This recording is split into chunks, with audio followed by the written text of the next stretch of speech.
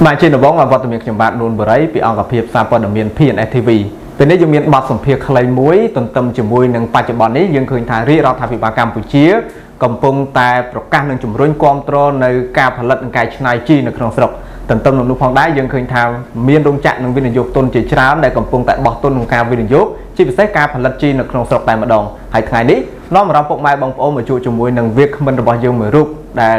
អាចនិយាយបានថាជាស្ថាបនិកជីដ៏ធំមួយនៅក្នុងស្រុកខ្មែររបស់យើងចឹងដឹងថាគាត់ជាណាទៅជួយជាមួយនឹងគាត់ទាំងអស់គ្នា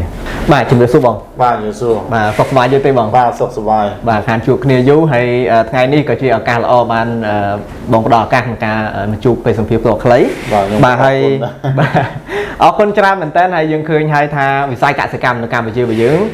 ក្រោយពីមានកិច្ចប្រជុំសមាជដែលយើងឃើញថារាជរដ្ឋាភិបាលប្រកាសឲ្យមានការផលិតជីនៅក្នុងស្រុកឲ្យបានច្រើនបាទជាជាងការនាំចូលផលិតផលពីក្រៅប្រទេសបាទអញ្ចឹងទន្ទឹមនឹងនេះផងដែរយើងឃើញថាក្រុមហ៊ុនបងជាពិសេសគឺក្រុមហ៊ុនហ៊ុយយន្តតែម្ដងគឺជាក្រុមហ៊ុនផលិតជីមួយនៅក្នុងស្រុកហើយអាចនិយាយបានថាចរាចរណ៍នៅក្នុងស្រុកនឹងជាង10ឆ្នាំមកហើយបាទ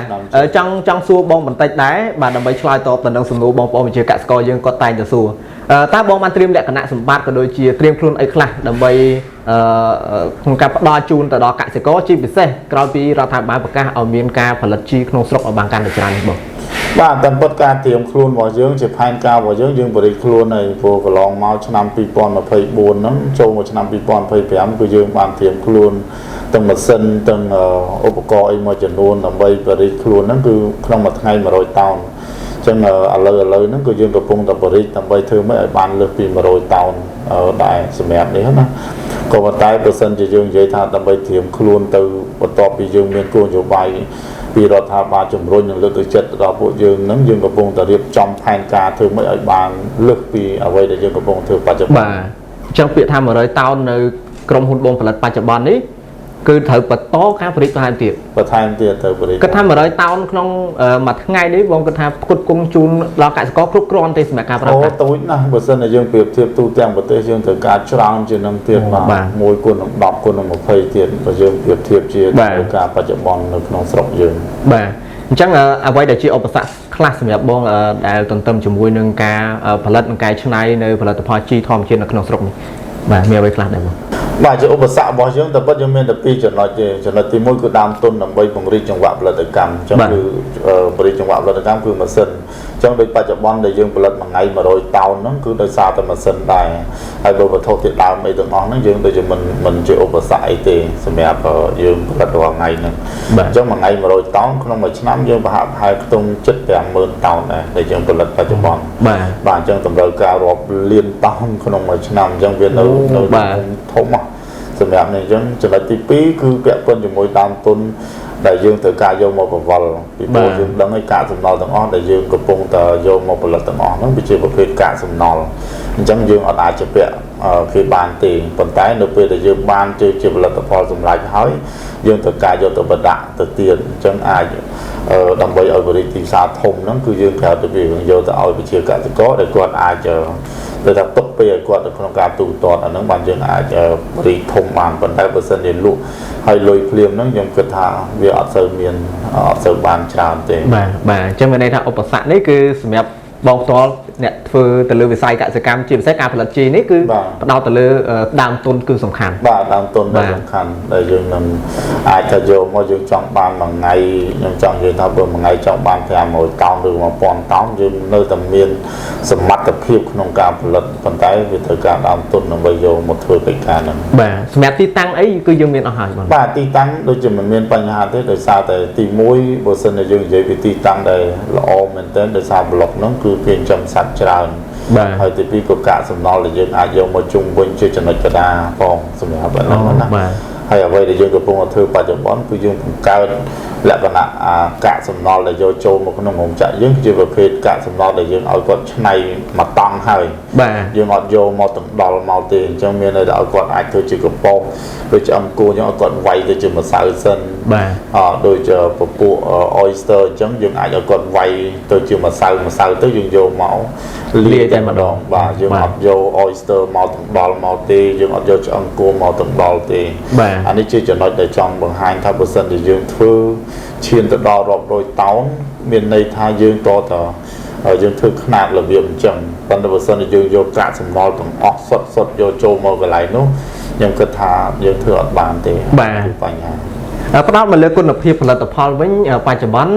ចង់សួរត្រឡប់ទៅក្រោយបន្តិចបងថាតើក្រុមហ៊ុនបច្ចុប្បន្នអាចអភិវឌ្ឍផលិតផលរបស់ខ្លួនដល់ណាហើយគុណភាពវិញយ៉ាងម៉េចដែរបាទបច្ចេកទេសនៃគុណភាពដែលយើងតែងតែសិក្សាស្រាវជ្រាវរហូតដល់ក៏មាន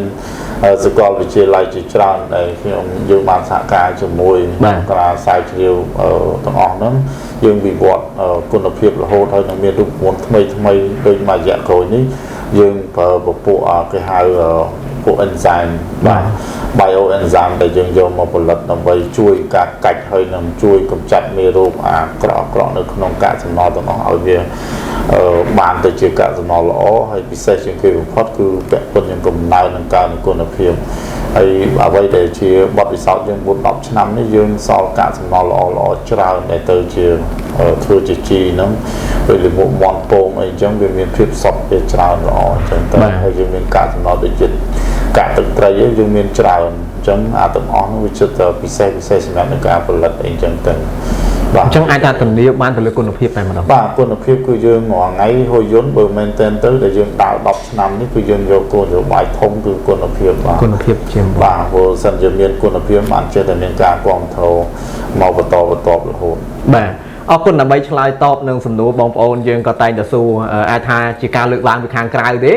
បាទយើងឃើញថាបច្ចុប្បន្ននេះគឺមានការផលផុសបាទទៅលើការគ្រប់គ្រងផលិតផលនៅក្នុងស្រុកមិនថាទៅផលិតផលជីទេបាទឃើញថាមានការគ្រប់គ្រងច្រើនពីបណ្ដាបងប្អូនប្រជាពលរដ្ឋទាំងអស់នៅក្នុងប្រទេសរបស់យើងទន្ទឹមនឹងនោះចង់សាកសួរបងបន្ថែមពាក់ព័ន្ធនឹងតម្លៃបន្តិចបាទតើ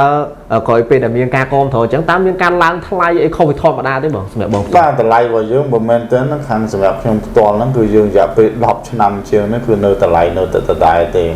ហើយថ្មីកំពុងតែមានបញ្ហាហ្នឹងគឺយើងឃើញថាតម្លៃពួកយើងអត់ឆ្លៀតឱកាសទេខ្ញុំដឹងថាតម្រូវការរបស់យើងមករយៈក្រោយនេះគឺខ្លាំងយើងផលិតស្ទឹងថាមិនទាន់អានេះអត់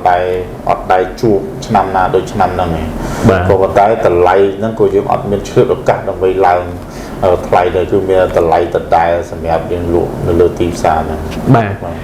បាទចុងក្រោយបាទជាទស្សនៈរួមបាទសម្រាប់ក្រុមហ៊ុនបងក្រុមហ៊ុនហ៊ុយយន្ត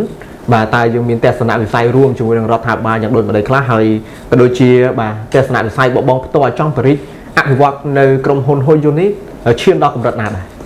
បាទសម្រាប់ពួកយើងដែលនៅក្នុងយើងដាក់នៅសេជាគោលនយោបាយរបស់ហ៊ុយយន្តតែម្ដងតែពិតទៅយើងគ្រាន់តែចង់បរិយាដើម្បីកាត់បន្ថយការនាំចូលយើងយល់ច្បាស់ថាយើងត្រូវការបរិយាផលិតផលរបស់យើងឲ្យបានច្រើនបំផុតដែលអាចធ្វើទៅបាននេះគឺជាទស្សនវិស័យធំព្រោះយើងមិនអាចថាកាត់បន្ថយការនាំចូលយើងអត់មានផលិតផលដើម្បីជំនួសផងយើងទៅកាត់បន្ថយមិនបានបាទអានឹងគឺជាអ្វីដែលយើងកំពុងតែធ្វើបច្ចុប្បន្នហើយខ្ញុំជឿជាក់ថាវិស័យកសិកម្មគឺជាសេដ្ឋកិច្ចជាតិដ៏ធំមួយដែលមកនឹងគោលនយោបាយកំពុងតែយកចិត្តទុកដាក់ហ្នឹងដែលខាងហ៊ុយយន្តកំពុងតែយកចិត្តទុកដាក់ពង្រីកទៅតាមលទ្ធភាពដែលអាចធ្វើទៅបានសម្រាប់តែយើងឲ្យពិតជាអរគុណទៅដល់